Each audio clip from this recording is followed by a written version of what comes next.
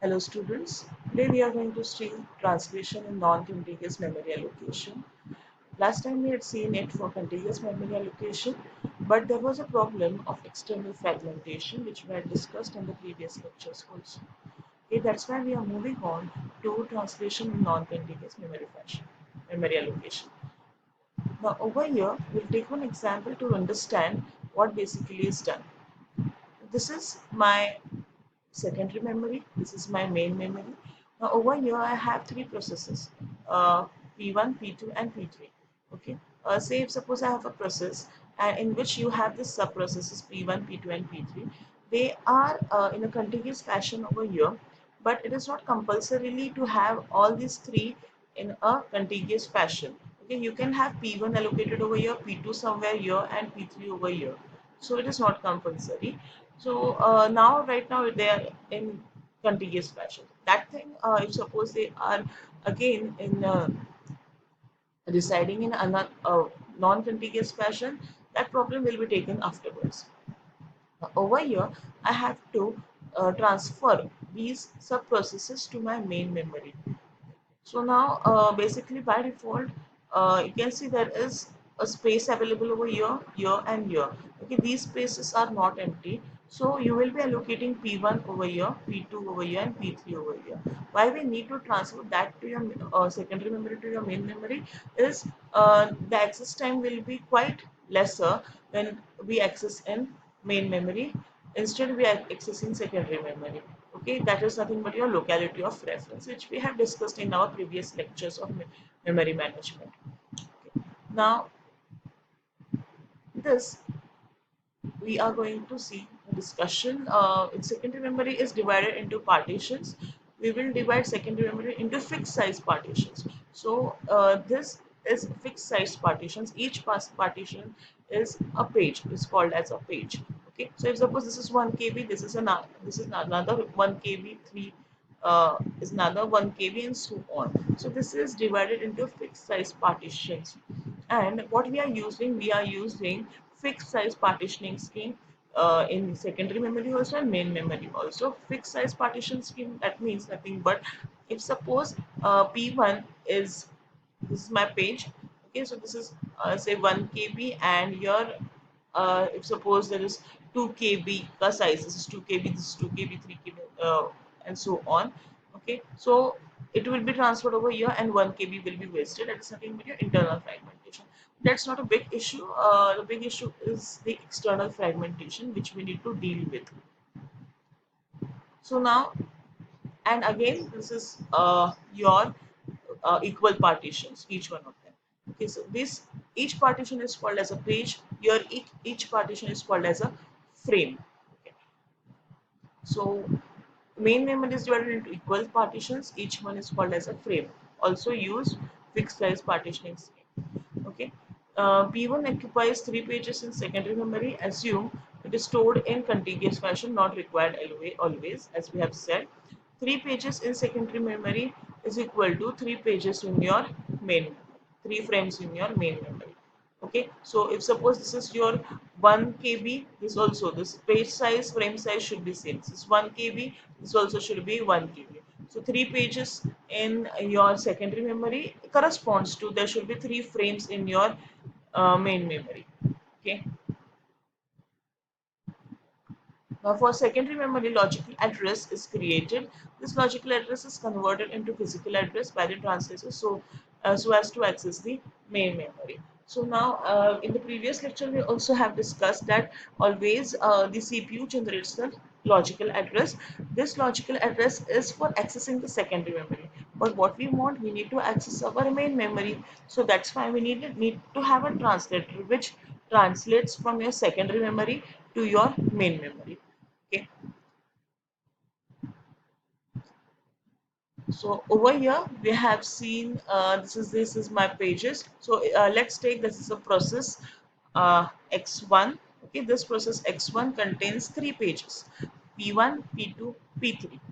Okay, so now I need to allocate this p1, p2 and p3 to your p1, p2 and p3 over here. So as we have done it over here, as and where I get the space, I'll be allocating p1, p2 and p3. Okay, Now just pay attention over here that this is a process X1 which contains these three processes, sub processes P1, P2 and P3. Okay, so now this is my CPU. CPU generates a logical address. Now in this logical address, you have two things. It contains a page number, and there is the instruction offset over here. Okay, which gets converted to your physical address for accessing it in the main memory. Now, if suppose I just say that I want to access instruction number say 325, okay, in this main memory. So what I have to do is I have to go to main memory. I have to search for this 325, okay, and then I'll access it. Okay, instead, what I can say is I need to access page number 3, okay, and in that instruction number 25. So I can segregate in this way. So obviously we'll be having something called as page number. So imagine this thing, this translation as a is like a book. Okay, in a book you have many pages. Okay, a book is formed of many pages. If I want to search for page number this and line number this one word, this one, I want to access a word inside a page in a book, obviously. Okay, so what I'll do is I'll open a book, I go to that page basically, okay, to that page number proper, and then I'll see for that particular line, and then I'll access that particular word. Okay, so that it becomes very simpler if you segregate the address into these many parts. So here also what you are going to do is this is my page 2. So I'll be accessing, how I'm going to access this, I'll be accessing the page 2 and instruction 24. Okay, so there is a page 2 somewhere here and instruction 24. So how exactly the translation takes place over here, this translation is abstracted over here. Okay, what we have just done is input and output. Okay, we'll see that thing a little later. Okay, so base address of the process of first page. Okay, so now, so when I go to my first page, when I access my first page as given by the page number and the instruction offset, I need to go to the second page also, and then what I have from the second page, I have a link to my third page also.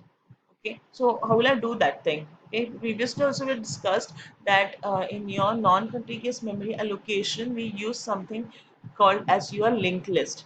Okay, now what is a linked list? This is my P1. Okay, this is my P2 situated here, located here, and this is my P3. So when I am able to access my P1, when I'm able to access my P1, I have the address of P2 also. So I'll go to my P2. When I'm able to access my P2, I'll have an address to my P3 also. This is my P1, this is my P2, and this is my P3. So P1 contains the address of P2, P2 contains the address of P3, and so on. Okay, it works like a linked list. Okay.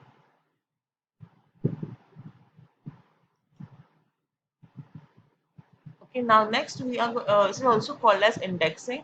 We but this doesn't work so nicely when you have paging. So we'll go for paging. We'll be creating a page for instead. Okay, instead of using this linked list, we'll be going for page. So this is exactly the structure. We have now come to something called as your paging, page table, and so on. Okay. So this is my CPU. Okay, this is my main memory. Main memory contains your frames. It is divided into frames, and this is my secondary memory, which is divided into pages. Okay, so now this is my frame. So frame size, page size is same. Okay, so this is P1, P2, P3. Okay, this is P1 to P100. Okay, so if suppose uh, we'll see, we'll take an example actually over here. Now this is my your logical address. A logical address contains two things. It contains a page number, it contains an instruction offset, as we have seen before also. Okay, now there is something called as your, this is called as your page table, and this is your introduction of your page table. Okay, and this is my base register of address of your frame, and this is my instruction offset which I have taken from here. Okay, we'll see how it exactly works. Now, a few things you need to keep in mind. Maintain a new data structure page table. Okay, number of entries are equal to number of pages processes have in the secondary memory. Okay, so in your secondary memory, if I have for a process P1 to P100 that many instructions, I'll be having P1 to P100 for that particular process in my page table. So for each process, I'll be having a different page table or a unique page table. Okay, that's my third point. Every process has an independent page table. Okay, so if suppose for a process I have P1 to P50 instructions, for that particular page table I'll be having P1 to P50. Okay, that's the logic behind this. It will contain frame numbers. Okay, for some processes a page in a page table includes base address of that frame in the main memory. Okay, now we'll see how it work exactly. So if suppose this is for a process for a page, this thing I have said page number 2. Okay, so this is my page number 2. Okay, and this is my instruction offset. So I'll see which page I want, second page I want. Okay, now this page is nothing but containing the base address of the frame. Okay, so it is containing base address of the frame which I extract. Okay, I have taken this base address of the frame plus the instruction offset is 35, so with which I can access the frame. Okay, the base with the base address of the frame and instruction number 35. So in this way I'm going to access with the help of your logical address. Okay, in this way logical address gets converted into your physical address. Okay, now advantages of this: access time is very fast. Access is continuous. If you see, if you're able to access it very fast. Okay,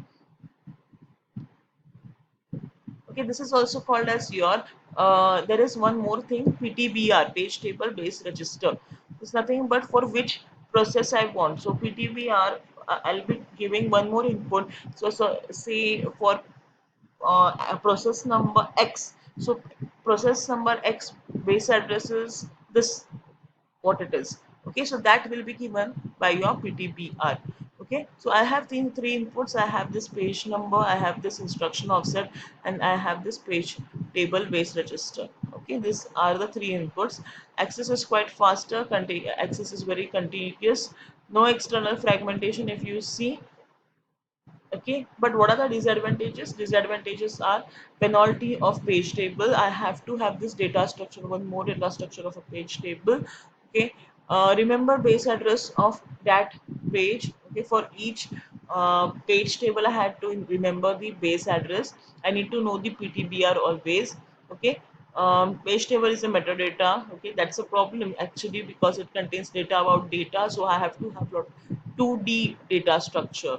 Okay, for every process we have independent page table. Okay, so that's why it is quite tedious to do this job. But what is the advantage? The main advantage is the access time. To access a particular instruction is less. Okay, hope you have understood everything. Thank you, students. Okay.